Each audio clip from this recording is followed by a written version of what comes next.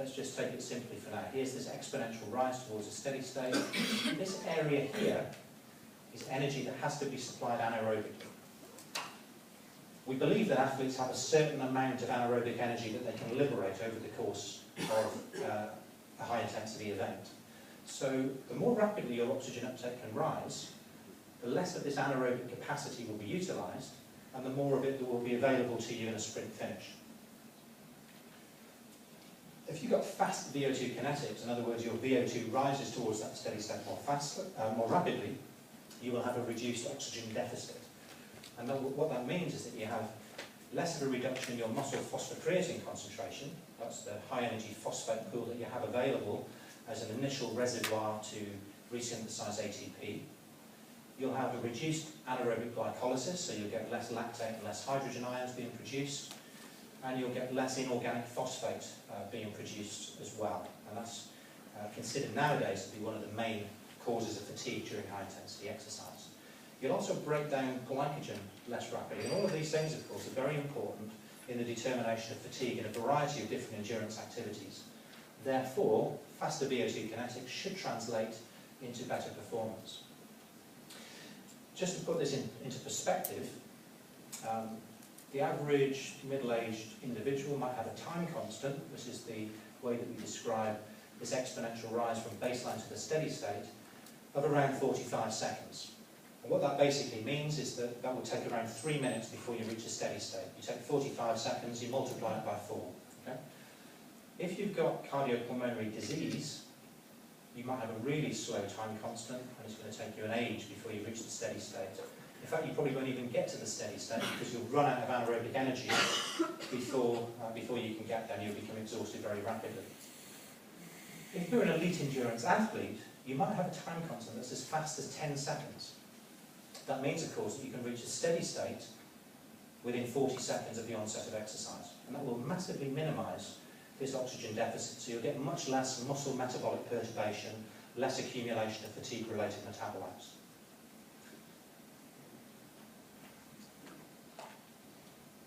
Seems to have crashed.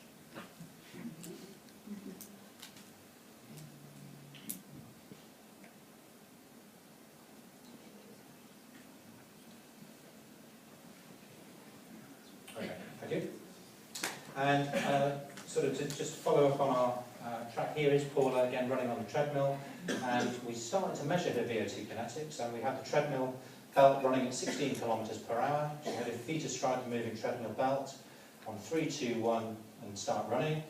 She drops back down, and then we can measure her oxygen uptake. And there she is standing on the treadmill, and here's the steady state reach. And it's almost so fast that it's an abrupt change. We haven't got this slow curve. We go straight up, and Paula's time constant was 8.5 seconds, and that's the fastest time constant ever recorded in the literature. That's actually faster than a thoroughbred racehorse. It's that good. So it means that she gets to a complete steady state within about 35 seconds following the onset of exercise. So that's really important as well, I think. Possibly especially for middle distance athletes, and that may be something that we ought to measure more of in the future. So let's tie this all together. Let's look back at these physiological parameters that I hope I've convinced you are important to success, and let's look at Paula's results relative to mere mortals. Her VO2 max is 70 to 75 mils per kilogram per minute, which is more than double what we find in an age-matched female. Her velocity at VO2 max is also double what you'd expect. Her running economy is of course better than that, now it's 165. The last time it was measured properly, and that's way less. Remember that this ought to be the same. There's no real reason why the energy cost of performing exercise of the same intensity would differ, and yet Paula's using substantially less energy to run at these same speeds. Her lactate threshold is anything up to 18.5 kilometers per hour, which corresponds to around 88% of her VO2 max. So not only is her VO2 max extremely high, but she can operate at a very high fraction of that for 2 hours plus. Her lactate turn point could be as high as 20 kilometers per hour, it certainly was when she ran 30 minutes for 10,000 meters, and that could be as high as 95% of her VO2 max. And then finally, here are the VO2 kinetics. The time constant is 8.5 actually, if we want to be precise, compared to 35 seconds. So there's really not many chinks in that armoury, I would suggest to you. In terms of aerobic physiological profile, that's pretty awesome.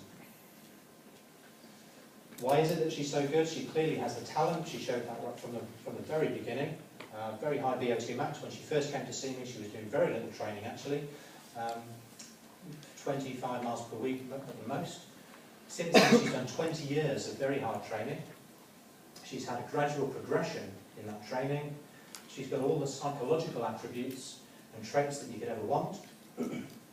She's always looking to improve, and I think that's crucial.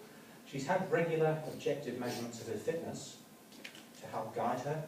The training program is tweaked as a consequence of the physiological testing that she's done.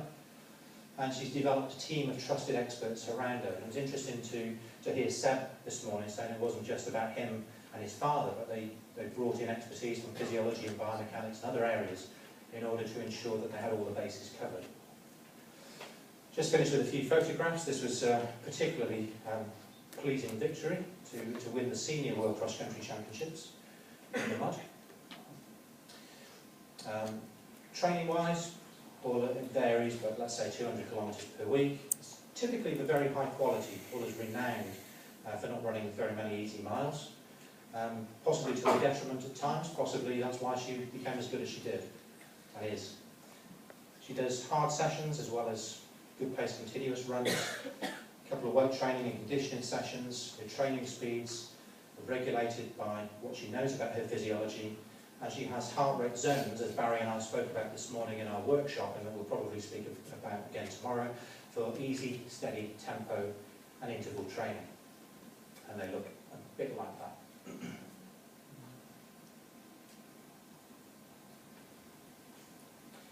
This is a typical period of training from Paula's training diary. She doesn't mind me showing you this, by the way, because she says it's fine them knowing it, they have to do it. And that's quite so easy. But there are no secrets there. Just pretty hard work, it's consistent work, it's done over a long period of time.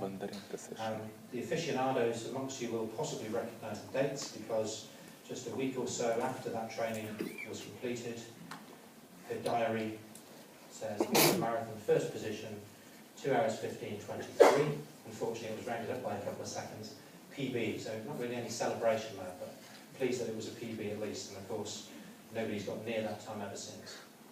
Here she is training up in Font-Romeu on the plateau, and Paula was one of the very first people to use altitude to enhance her training program, and of course under Ian Stewart and Spencer Barden, we now have, and George Gandry, we have a very advanced altitude training program which enables athletes of a variety of different levels to go to Kenya or to Font-Romeu to benefit from this. And I think one of the reasons why we've seen such success over the last 2 or 3 years is at least in part because of the camp approach and the altitude training that our athletes have been able to engage in.